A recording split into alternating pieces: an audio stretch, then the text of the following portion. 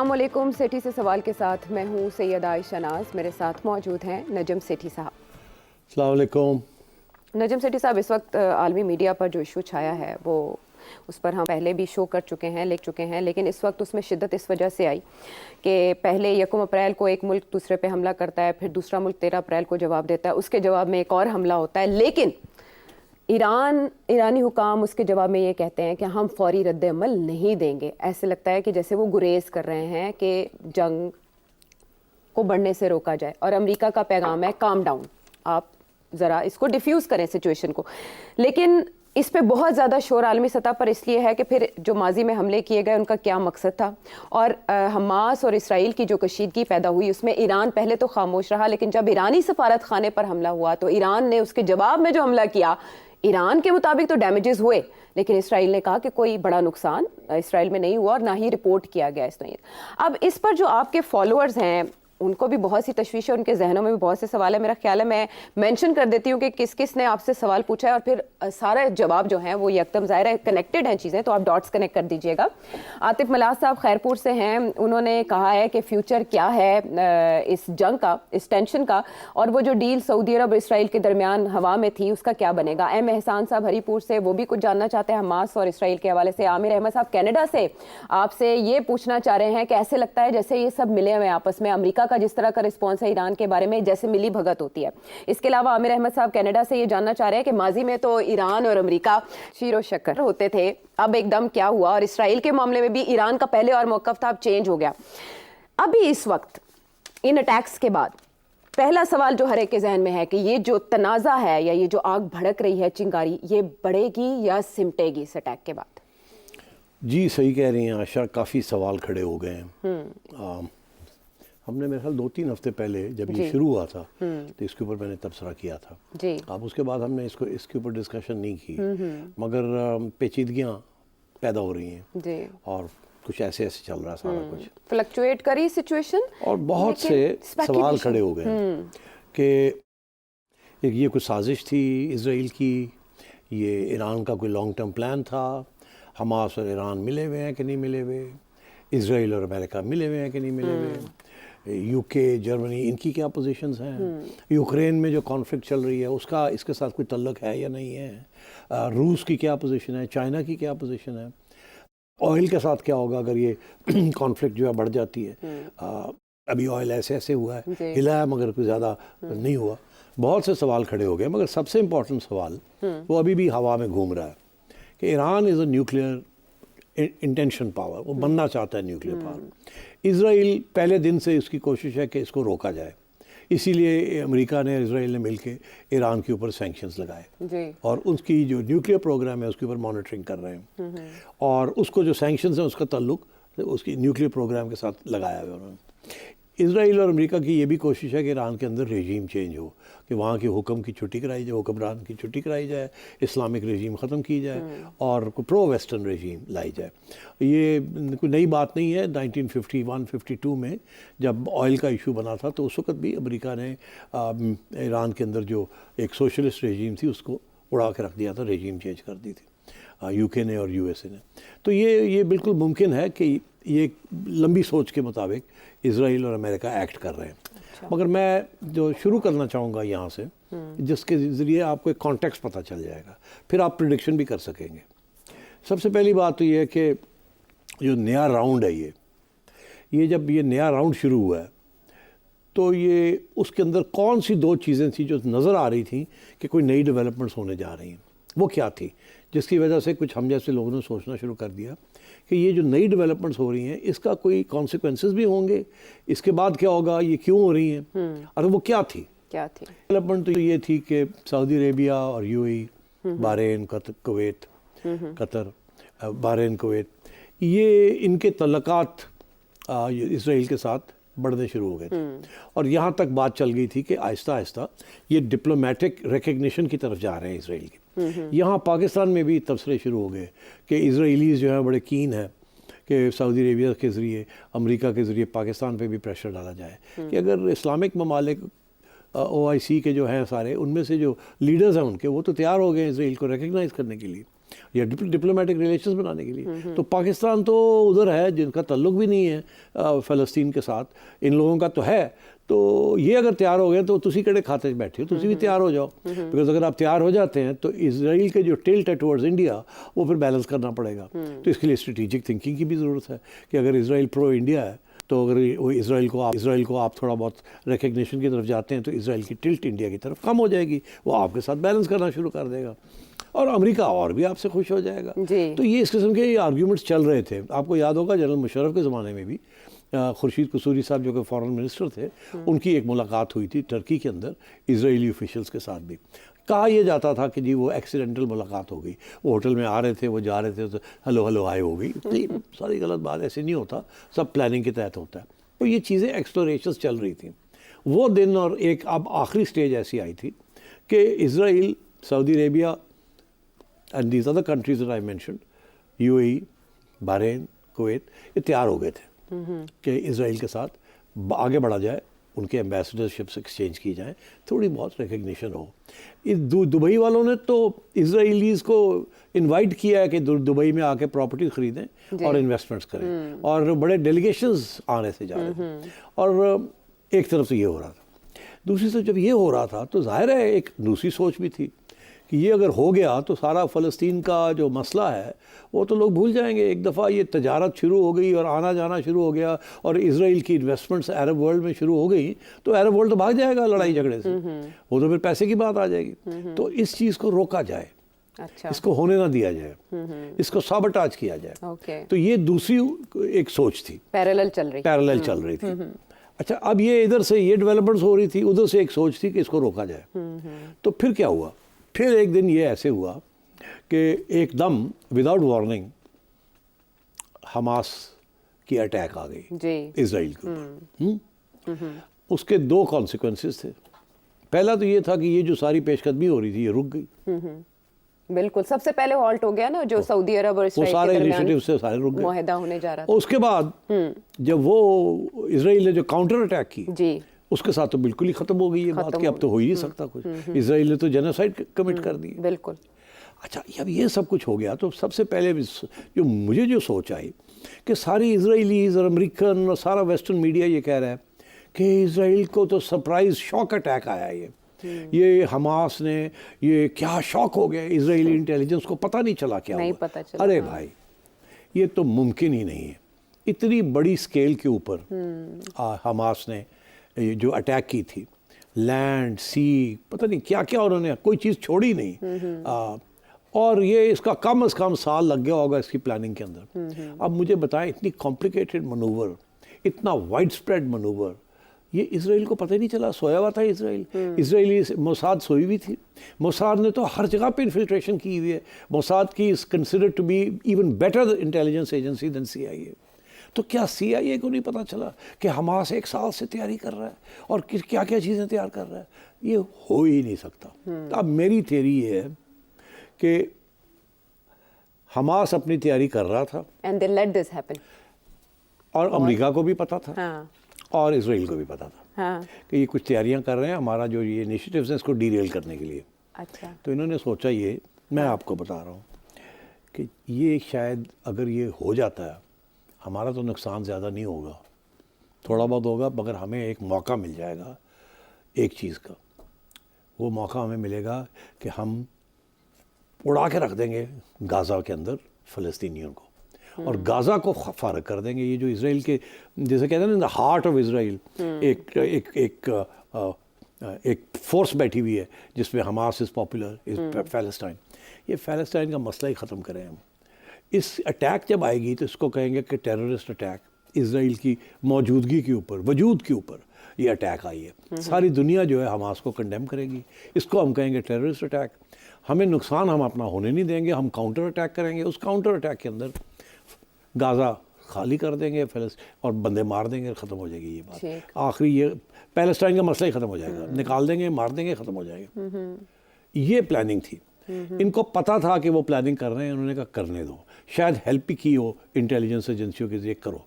और तैयारी इनकी पूरी थी कि कोई क्या कर सकता है हमास। तो इन्होंने अलाउ किया कि वो हो जाए ताकि इनको मौका मिल जाए कि ये रिमेनिंग जो पट्टी रहती है वो जो जहाँ है उसको भी फलस्तीनी खाली है, करा दें और सेटल इशू ही ख़त्म कर दें। हाँ। वो एक दफ़ा हो ही गई ख़त्म, 2 स्टेट सोल्यूशन फ्यूजन फारग। जी। ठीक।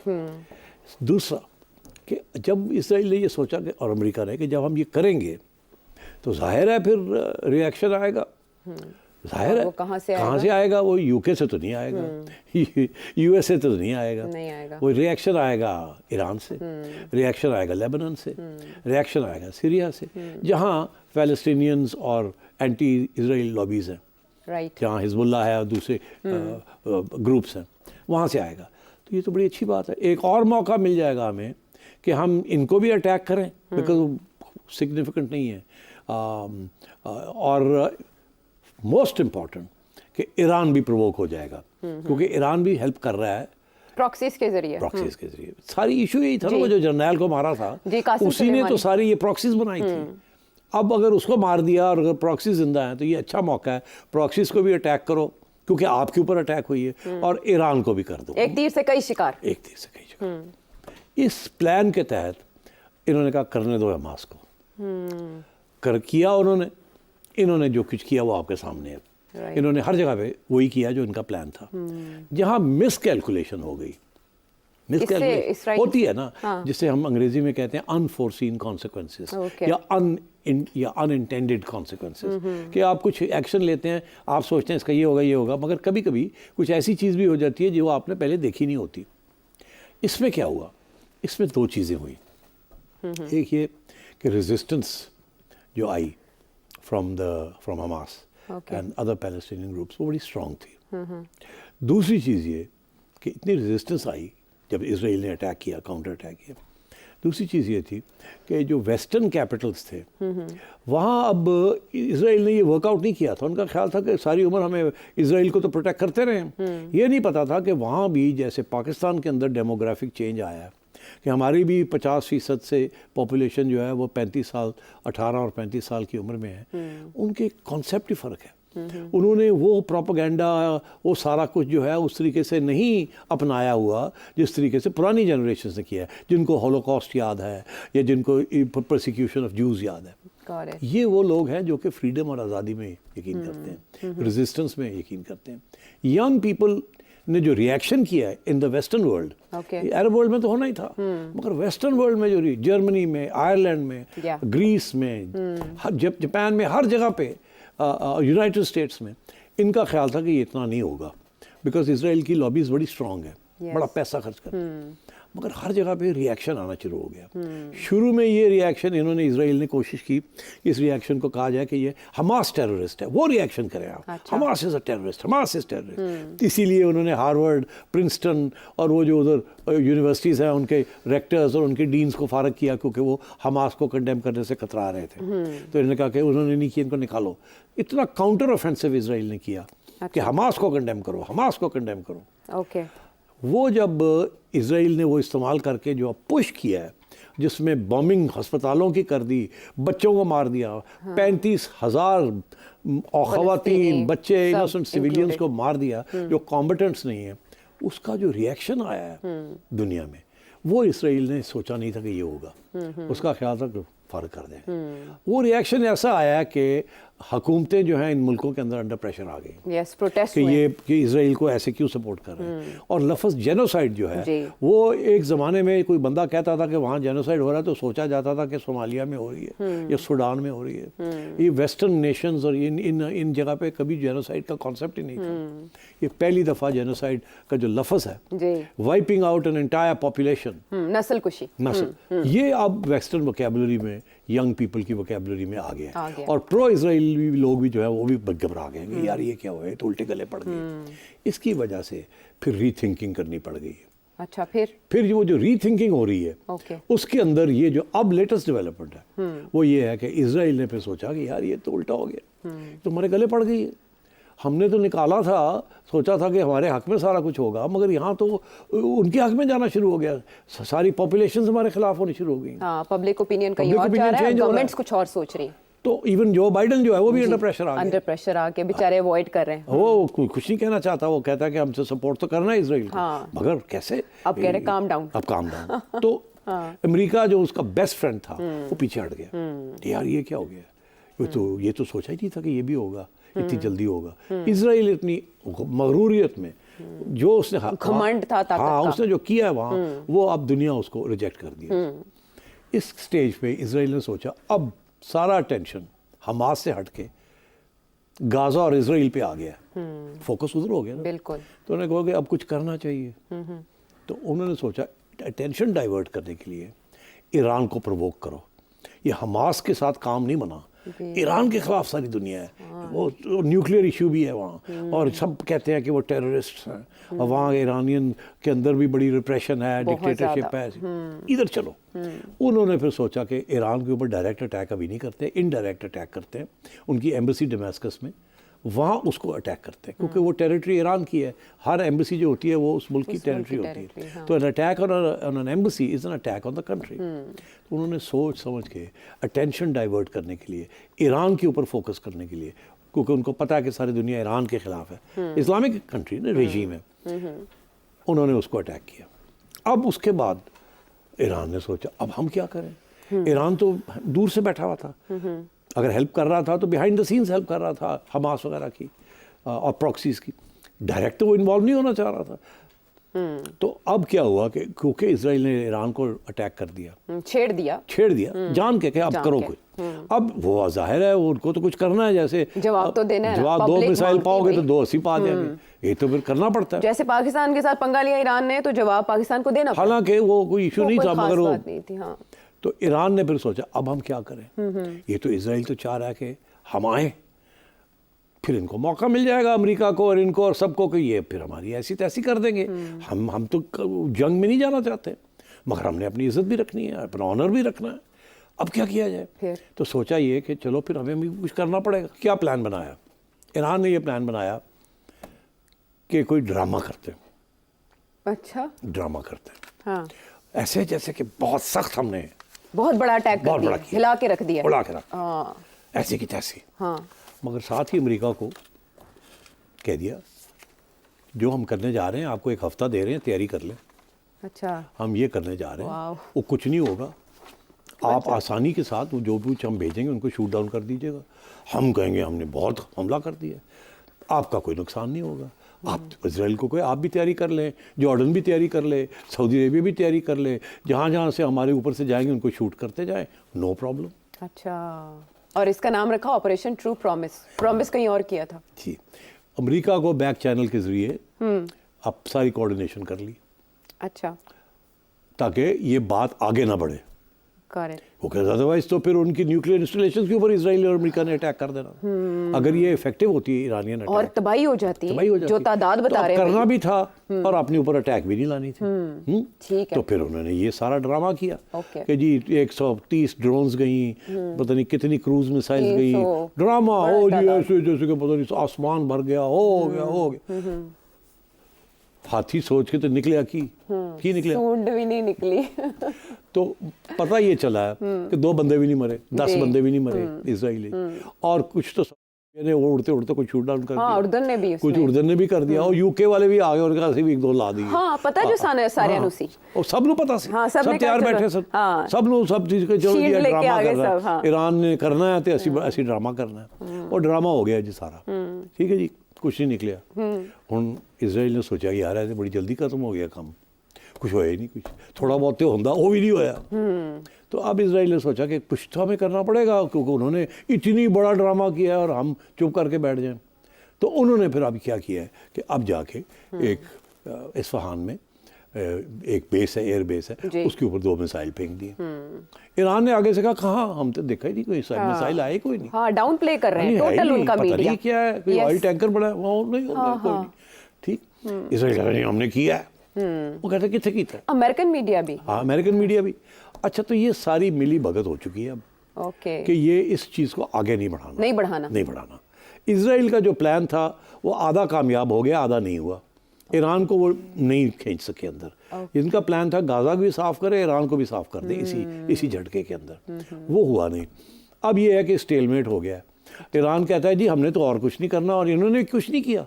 वो कहते हैं हमने किया है, ये कहते हैं हमने किया ही कुछ नहीं। समझ नहीं आ रही। हाँ, लेकिन आपने समझा दी गेम। तो ये गेम थी। अच्छा। तो ये नेशंस इस किस्म की गेम्स खेलते हैं और अब अमेरिका के अंदर जो बाइडन ने भी कह दिया कि जी बस करो, बहुत हो गया है। हाँ। और इसमें एक और बड़ी इंपॉर्टेंट डेवलपमेंट थी, इजराइल को जो घबराहट थी ना, वो पहली दफ़ा यूनाइटेड नेशंस के अंदर एक रेजोल्यूशन पास हो गया जो कि अमेरिका ने वीटो नहीं किया कि सीज़ फायर होना चाहिए गाजा में।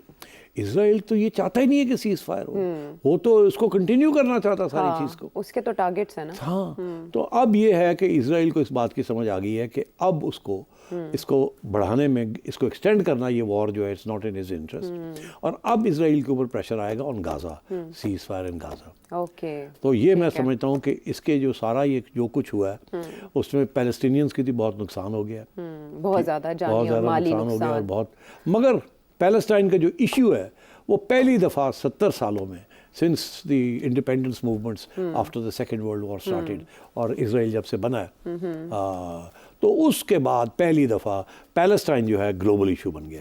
पहले it was a middle eastern issue, इसके साथ क्योंकि इसमें बड़े इश्यूज खड़े हो गए हैं सारे, तो ये अब ग्लोबल इशू बन गया है, पहली बात। दूसरी बात ये, सिंपैथी जो है वो मैं समझता हूँ कि वो शिफ्ट हो गई है यंग जनरेशंस की all over the world, away from Israel and towards the Palestinian cause. Human rights के लिए सब खड़े हो रहे हैं। और आज जो मुश्किल आपको नज़र आ रही है, जो सेक्रीफाइस है, जो कुर्बानी है इजरायली पैलेस्टीनियंस की, वो एक वक्त आएगा कि एक्नॉलेज की जाएगी और उनको उनका राइट मिलेगा। एब्सोल्युटली। तो ये इस किस्म की जो हिस्टोरिक स्ट्रगल्स होती हैं आयशा, उसमें इस किस्म के मोमेंट्स आते हैं और टाइम लगता है, और फिर उसके बाद कोई रास्ते खुलते हैं।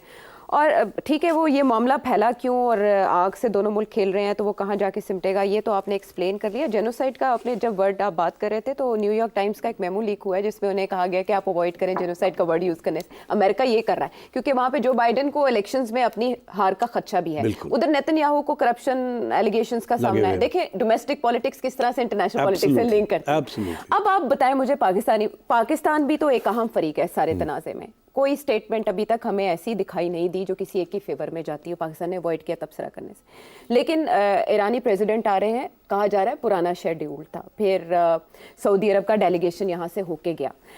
इसको अमेरिका भी बड़े गौर से देख रहा है कि पाकिस्तान इस मामले पर क्या करेगा। पाकिस्तान से अमेरिका को इस मामले पर तवक्को क्या हो सकती है? कुछ भी नहीं है, ख़ास तवक्को नहीं है, बस यही है कि आप बाहर ही बैठे, अंदर आने की कोई ज़रूरत नहीं है। बिकॉज उसकी वजह यह है कि पाकिस्तान अमेरिका और इसराइल की साइड तो ले नहीं सकता। अगर किसी की साइड लेनी है तो पैलेस्टाइन की लेनी पड़ेगी, मगर और सऊदी अरेबिया के साथ खड़ा होना पड़ेगा। सऊदी अरेबिया को भी बड़ी तकलीफ है, वो तो कुछ और करने जा रहे थे, वो सारा रुक गया काम। उसको वापस एजेंडे को वापस लाना, या जो पटड़ी से जो रेलगाड़ी उतर गई है उसको वापस लाना वक्त लगेगा ना। और इसराइल को अब बहुत सी चीज़ें करनी पड़ेगी before the Islamic world will go to restore normalcy. तो वो जो सारा इनिशिएटिव था वो ख़त्म हो गया। वैसे एक सवाल जो मैंने पूछा उसके जवाब में जो हमारे एक व्यूवर हैं सिटी साहब के, उनको ये जवाब भी मिल गया कि वो जो डील एक होने जा रही थी, हिस्टोरिक डील, उसका मुस्तकबिल क्या होगा उसमें भी वक्त लगेगा। लेकिन कम अज़ कम लेवल पर फ़लस्तीन तनाज़ा उभर कर सामने आया है इस सारे मामले के बाद। हम वापस आते हैं एक ब्रेक के बाद।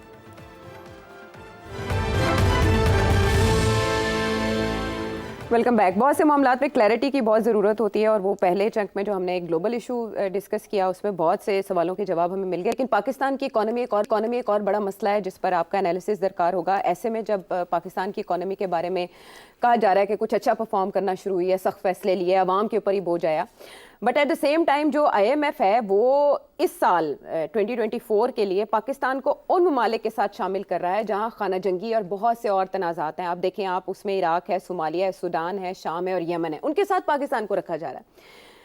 अब हम पाकिस्तान की मईशत की बहाली की कोशिशें देखते हैं तो वो एक तरफ हैं, और IMF के ये खदशात एक तरफ हैं। हम किस पे यकीन करें? अच्छा किया ये बात की, क्योंकि एक अखबार में इसको बड़ी बढ़ा चढ़ा के इस इशू को हाईलाइट किया, मगर ये इतना बड़ा चढ़ाने की ज़रूरत नहीं थी इसकी। मैं बताता हूँ क्यों। ये एक रिपोर्ट शाया हुई है जिसमें IMF तारीफ़ कर रही है पाकिस्तान की कि पाकिस्तान ने जो रिफॉर्म्स किए हैं और जो इनिशिएट किए हैं वो सही रास्ते पे चल रहे हैं, और इंशाल्लाह ये आगे जाके बेहतरी आएगी। अच्छा, तो यहाँ तो तारीफ़ हो गई, मगर एक फुट नोट में, मेन रिपोर्ट में नहीं, फुट नोट होता है कि कोई एक छोटी सी चीज़ होती है जो रह जाती है, वो कहते हैं कि हम नीचे लाइन ड्रॉ करके ना तो एस्टेरिक लगा के यहाँ फुट नोट में भी एक और कोई पॉइंट रेज कर देते हैं। उसकी कोई अहमियत इतनी नहीं होती क्योंकि वो फुट नोट होता है, वो मेन पॉइंट्स जो हैं वो मेन रिपोर्ट में होते हैं। मेन रिपोर्ट बड़ी पाकिस्तान के हक़ में है। एक फुटनोट में उन्होंने जिक्र कर दिया है कि दरअसल हमारी एक कैटेगरी है जिसके अंदर हम उन ममालिक को शामिल करते हैं जहाँ जंग की सूरत है, दहशतगर्दी है या जंग की सूरत है, जिसके साथ खाना जंगी है, जिसके साथ हम उन ममालिक को इमदाद देने के लिए तरीके और ढूंढने पड़ते हैं किस किस्म की इमदाद देनी है। अच्छा। या देनी है या नहीं देनी या कौन सी कंडीशंस लगानी है। तो उनका ये कहना है कि ये जिन ममालिक का आपने नाम लिया है जिसमें Somalia, Sudan, Syria, Yemen, Iraq, जहाँ खाना जंगी है, यहाँ जंग चल रही है किसी किस्म, वो कहते हैं कि जनवरी 1 से लेके 2024 जनवरी 1 से लेके मार्च 1 तक, ये 3 माह के अंदर अंदर अगर इन किसी मुल्क के अंदर 25 से ज़्यादा हलाकतें हो जाएं और जंग टेररिस्ट या वॉर की वजह से, तो उनको हम कहते हैं वॉर टॉर्न इकोनॉमीज़। ओके। उनका एक कॉन्सेप्ट है कि ये वो मईशत है जहाँ जंग जारी है। तो क्योंकि पाकिस्तान के अंदर हाल ही में बहुत दहशतगर्दी हुई है, आपको पता है, जिसमें 5 चाइनीज़ इंजीनियर वो भी मारे गए हैं।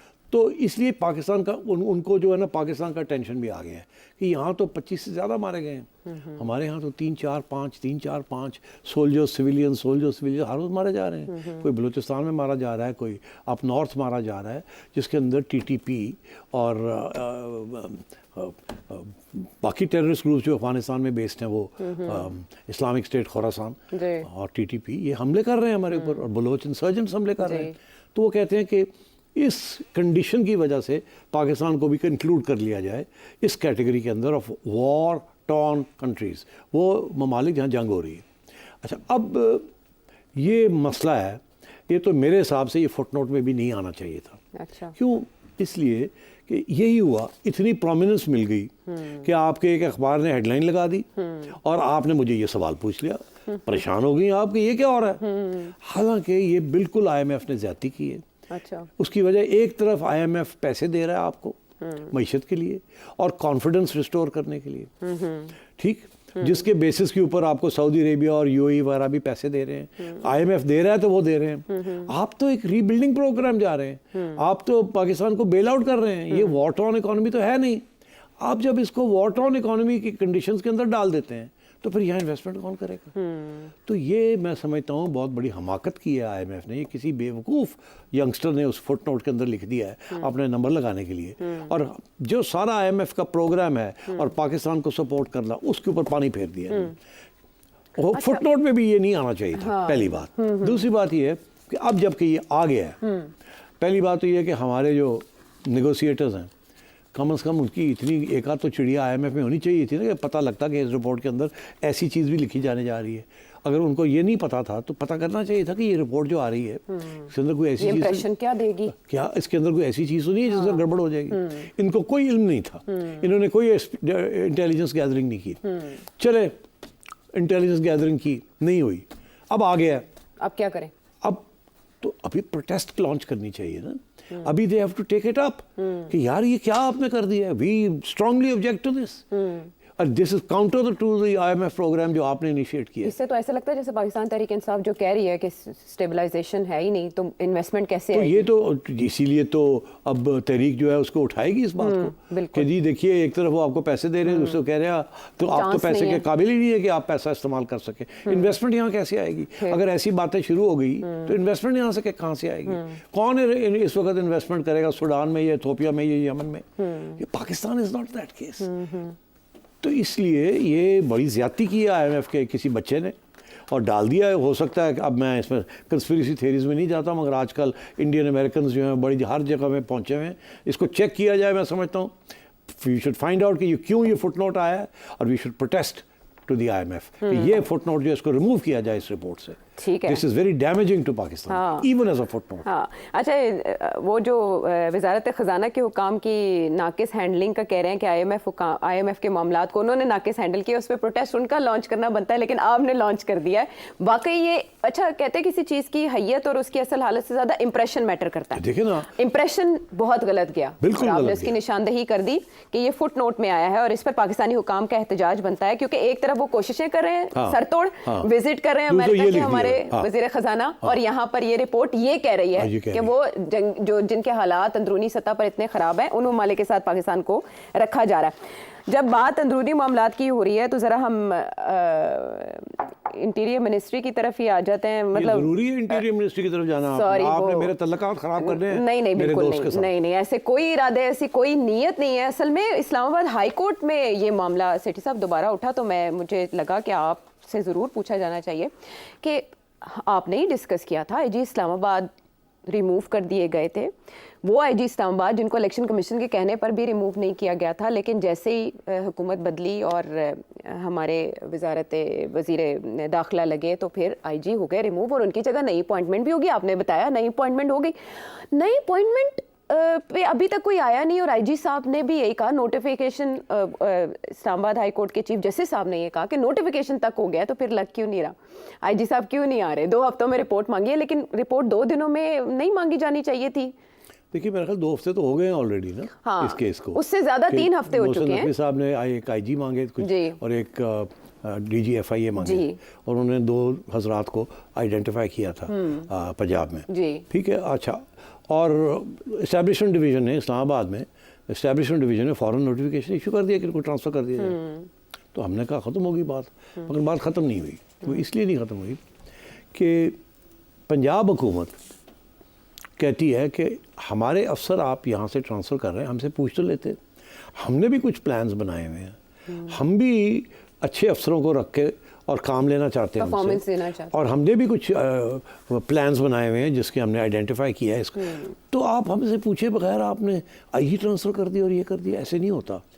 इस लेवल के जो सिविल सर्वेंट्स को ट्रांसफ़र किया जाता है तो पूछ लिया जाता है दूसरी पार्टी के जहाँ वो पहले पोस्टेड होते हैं। स्पेशली ये प्रोविंशियल और फेडरल मामले, जहाँ चीफ सेक्रेटरी हो जाए, आईजी हो जाए, ये बड़े क्रिटिकल पोस्ट होते हैं जिसके अंदर इस्लामाबाद का भी रोल होता है और प्रोविंस का भी रोल होता है। दोनों जब इत्तेफाक करते हैं तो कोई ट्रांसफ़र पोस्टिंग होती है। तो अब बड़ी दफ़ा हुआ है कि इस्लामाबाद ने कहा जी कि हम सिंध के अंदर फलाने को आईजी लगा रहे हैं। हाँ, आसिफ ज़रदारी ने कहा नो सर, ऐसे ऐसे नहीं होगा, बड़े अरसे लगी ऐसे नहीं लगावांगे, ऐसे एनो लगावांगे। हाँ, फिर लड़ाई झगड़े होते हैं, फिर अच्छा जी लगा लें आप, ऐसे ही होता है। ऐसा ही होगा। तो ये इस दफ़ा उन्होंने पूछे बगैर ये कर दिया। अच्छा, अब क्यों किया? इस्टेब्लिशमेंट डिवीज़न ने, शहबाज शरीफ साहब ने कहा कर दो। क्यों? मोहसिन नकवी साहब ने पूछा है।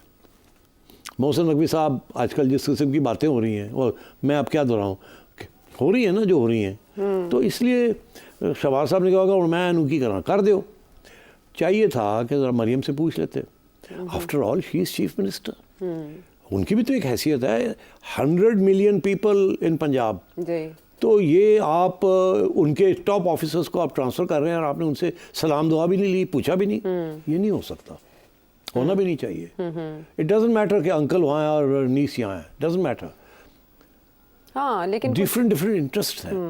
वो फेडरल गवर्नमेंट के इंटरेस्ट और हैं और प्रोविंशियल गवर्नमेंट के इंटरेस्ट और हैं। देखिए, फेडरल गवर्नमेंट इस वक्त IMF प्रोग्राम कर रही है, बड़ा अनपॉपुलर प्रोग्राम। प्रोविंशियल गवर्नमेंट के ऊपर ऐसा कोई प्रेशर नहीं है आयशा। प्रोविंशियल गवर्नमेंट के पास पैसे आ गए हैं जो आने से नेशनल फाइनेंस कमीशन अवार्ड से, वो खर्च कर रही हैं। वो लैपटॉप्स देंगी, आटा सस्ता करेंगी, अस्पताल ठीक करेंगी, ऑर्फन्स को ख्याल करेंगी। वो उनके तो नंबर लग रहे हैं और फेडरल गवर्नमेंट के नंबर कट रहे हैं। तो मेरा ख्याल था कि ये बेहतर ये होता कि प्राइम मिनिस्टर साहब ज़रा चीफ मिनिस्टर साहिबा से बात कर लेते कि भाई वो मोहसिन ये कह रहा है, अप्रूव करने से तो पहले इसको कुछ तरीके के साथ करते हैं। आप को हम रिक्वेस्ट करेंगे तो फिर आप उसको देख लीजिएगा, तो फिर मोहसिन से भी बात कर लीजिएगा। अच्छा। तो एक आध बंदा दे दें उनको। हाँ। और फिर जो आप चाहेंगे इधर कर लेंगे। ऐसे किया नहीं, जल्दी में कर दिया। पंजाब गवर्नमेंट के अंदर सारे सिविल सर्वेंट्स जो हैं वो खड़े हो गए, एक ही गल हुई, जड़ा आंदा उन्हें चुके इधर मारो तो इधर मारो। हाँ। अब मरियम अपनी एक टीम बना रही है ना यहाँ। लेकिन वो जिनको मांगा गया वो उनकी टीम के नहीं थे, अब वो इनकी टीम में प्रॉब्लम नहीं करेंगे? नहीं, देखिए सिविल सर्वेंट्स किसी के नहीं होते। अच्छा। और आप किसी सिविल सर्वेंट से काम करें, उनको पसंद आ जाए कि इसकी कारकर्दगी अच्छी है, तो आप चाहेंगे कि ये मेरे साथ रहे। ओके। तो मोहसिन नकवी साहब ये जो 2 सिविल सर्वेंट्स हैं, इनके साथ काम करना चाह रहे थे और इनको ले जाना चाह रहे थे वहाँ। मैं समझता हूँ अगर सही तरीके से हैंडल किया जाता ना ये, तो ये बिल्कुल उनको मिल भी जाने थे। ये ऐसे नहीं है कि इनको ना मिलते। ये पहले मोहसिन नकवी साहब को चाहिए था, आते यहाँ call on chief minister, chief minister कहते कि सलाम दुआ लेके मेरे लायक को खिदमत, को प्रॉब्लम है, मुझे ये दो मुझे चाहिए, तो अगर आप इजाज़त दें तो इनको हाँ। मैं एस्टेब्लिशमेंट डिवीज़न को कह के ट्रांसफ़र करा लूँ।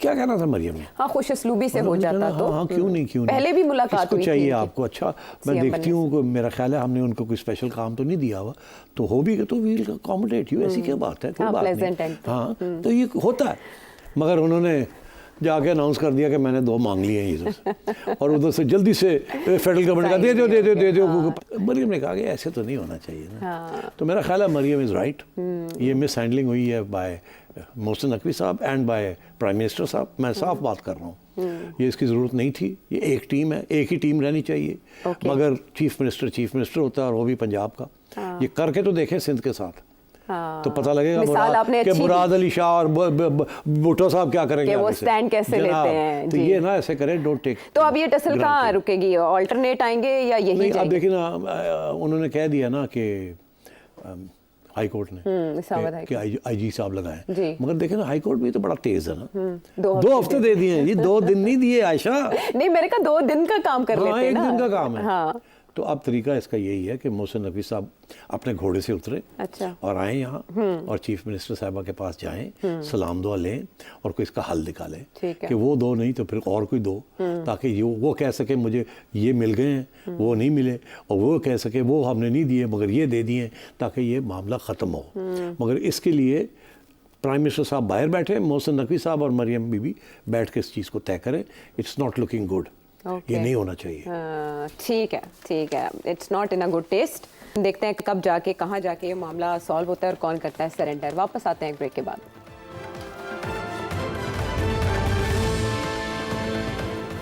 Welcome back to the show. एक गुत्थी आई है, आपने सुलझानी है डॉक्टर फहीम साहब। अच्छा, कोट अद्दू से एक टेक्निकल क्वेश्चन पूछ रहे हैं पाकिस्तान की इकोनॉमी से मुतालिक।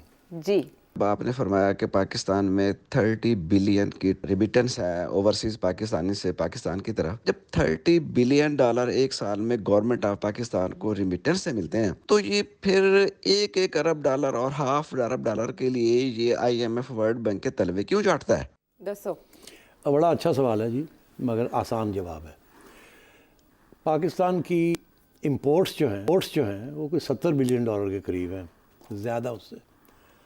पाकिस्तान की जो एक्सपोर्ट्स है वो 30 बिलियन डॉलर, तो एक गैप आ गया 40 बिलियन। ये कहाँ से आएंगे?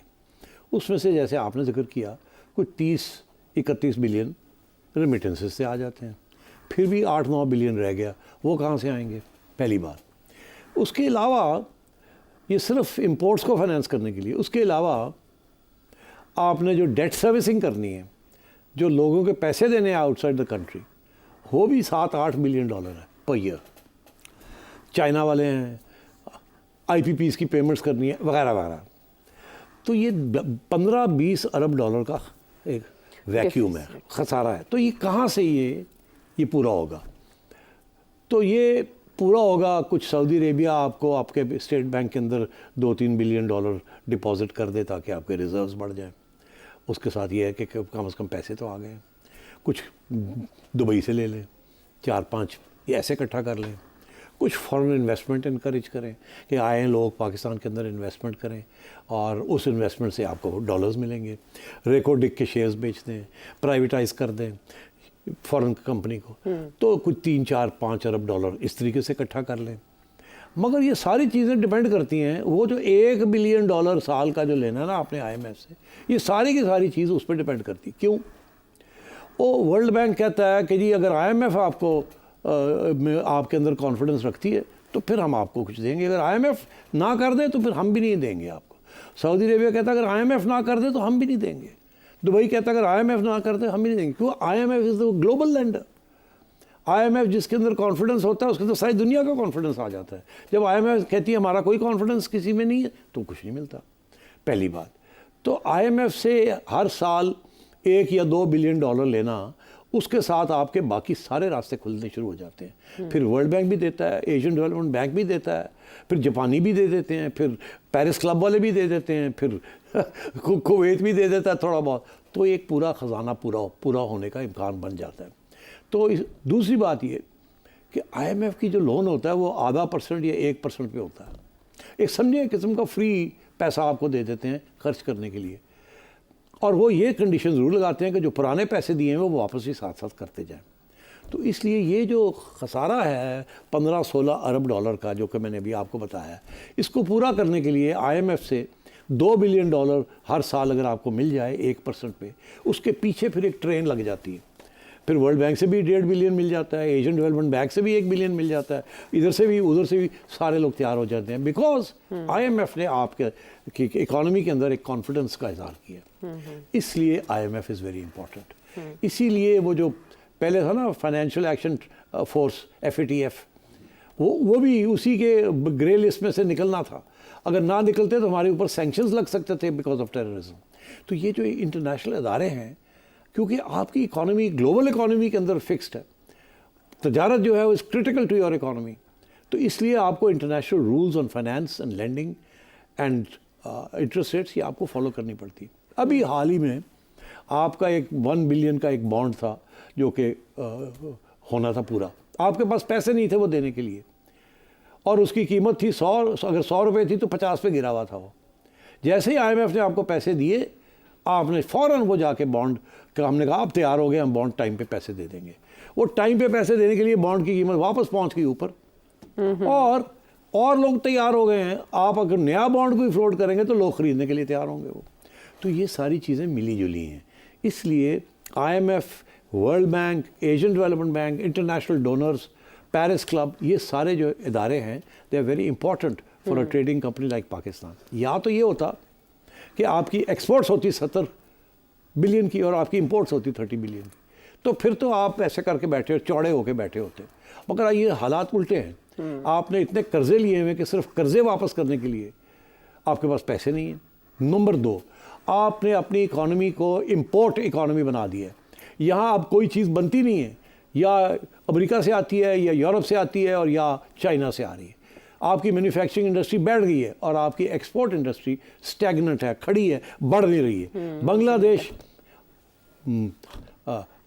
वियतनाम, ये आपसे यान खरीद के और वैल्यू एडेड बना के अरबों डॉलर्स की एक्सपोर्ट कर रहे हैं। कॉटन उनके पास है नहीं, और आप जो हैं जिनके पास सब कुछ है, इस साल तो बम्पर क्रॉप आ रहा है आपका कॉटन का, आप जो है आपकी एक्सपोर्ट्स वहीं की वहीं पड़ी हुई है। वाई? आपके एनर्जी कॉस्ट हाई, आपकी सब्सिडाइज्ड जो प्रेफरेंशियल ट्रीटमेंट आपने दी, लोग फैटन हो गए हैं और वो चौड़ हो गए। तो इस किस्म के आपके पॉलिसी इश्यूज़ हैं यहाँ। तो IMF इज़ वेरी इंपॉर्टेंट।